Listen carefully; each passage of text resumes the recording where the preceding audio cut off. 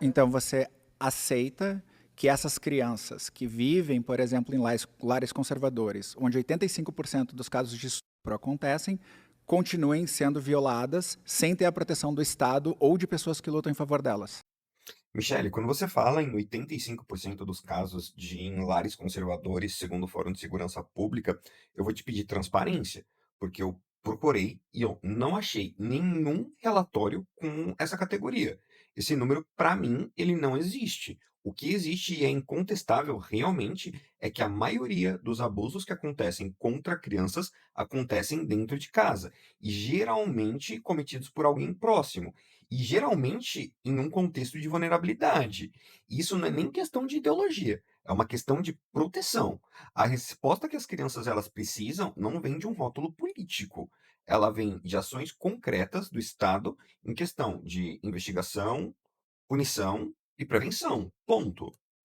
Outra mentira de vocês. Isso é dado fora da segurança Vocês pública. usam a exceção como regra. Isso é A dado maioria fora da das segurança crianças, elas pública. não são abusadas em nosso país. Mas, Ué, infelizmente, existem crianças abusadas. A maioria das crianças não são abusadas em lares conservadores, e sim em lares disfuncionais. Mães solos, certo. rodízio de padrasto, sem aquela E amplitude como do que a gente protege, conservadorismo. como que a gente protege essas crianças? Leis, castração química, pena de Ah, morte, prisão perpétua, nós todos são inconstitucionais. Eu não gosto desse argumento de, isso é inconstitucional, porque aquilo ser inconstitucional só descreve aquilo que está na lei hoje, não significa que aquilo é justo ou se aquilo é certo. A escravidão já foi constitucional. Na Alemanha, você entregar um judeu era legal no regime nazi, a censura já foi prevista em lei, e isso não significa que essas coisas estão certas. Então, assim, logo estar na Constituição não define aquilo que é certo ou aquilo que é errado, define apenas aquilo que está vigente no momento.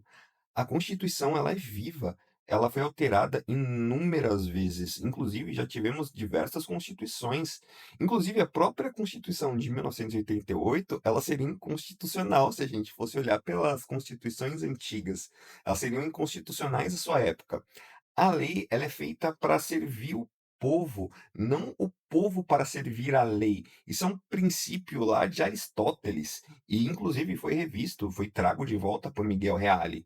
Mas aí eu vou te Pois dar, é, mas a vou te gente dar, pode vou te fazer aí dar uma dois luta exemplos. para Dois ser exemplos. constitucional. O PL teve recentemente duas pessoas presas. O ex-vice-presidente do PL aqui de São Paulo. Ele foi preso para as duas netas 969 vezes Por cada mim, uma. ele morreria. Mas é um lar conservador, Por mim, não não, é? não. Que feio, Michele, usando a falácia da associação moral para argumentar. O que que é a falácia da associação moral, gente? Quando você pega um caso horroroso, como o ex-vice-líder de São Paulo do PL, e você gruda a pecha nele de ser um conservador e diz: "Tá vendo? Isso aí é um lar conservador".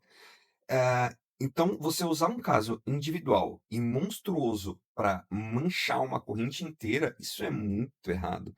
Um criminoso que se diz conservador, ele não representa o conservadorismo, ele representa o fracasso moral dele próprio. Aristóteles já dizia: "O homem ele é definido pelos seus atos, não pelos seus discursos. Virtude é hábito, não é palavra". Então, quem abusa de criança e quem destrói essa pureza, destrói a pureza de um inocente, ele não é conservador, ele não é religioso, ele é simplesmente mau. Ele simplesmente usa de um discurso moral para se esconder atrás de uma vertente. E o dever do justo é justamente desmascarar o disfarce do mal.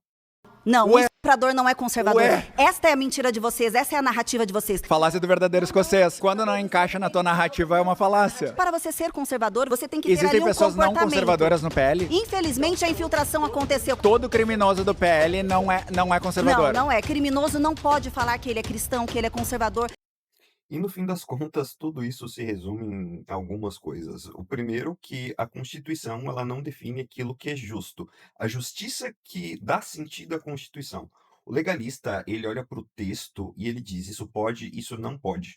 O justo, ele olha para uma realidade e ele pergunta o porquê isso aquilo ainda não pode.